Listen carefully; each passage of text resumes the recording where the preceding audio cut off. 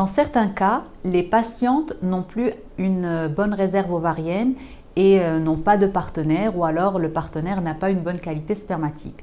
Dans ces cas-là, on leur propose soit un double don, c'est-à-dire un don d'ovule avec un don de sperme, ou alors une autre technique qui est l'adoption d'embryons ou le don d'embryons.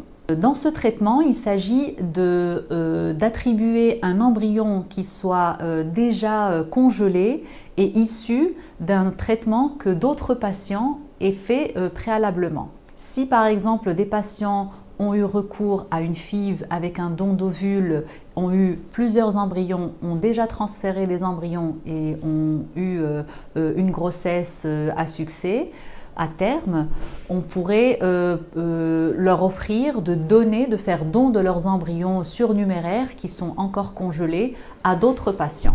Si les patients acceptent, alors ces embryons seront donc dans nos banques pour pouvoir les utiliser chez d'autres patients qui en auraient besoin. Il faut savoir que ces embryons pourraient être de moindre qualité que les embryons que les patients qui les ont donnés ont déjà transférés, mais cela n'est pas toujours le cas.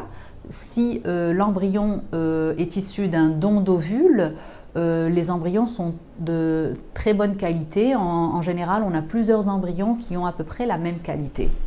Les seules conditions pour pouvoir faire don de ces embryons, c'est que la patiente ait moins de 35 ans et les deux patients, s'il s'agit d'un couple, n'aient aucun problème génétique, aucune altération génétique. Les cariotypes doivent être faits et doivent être sains et aucune maladie héréditaire connue dans la famille, bien entendu.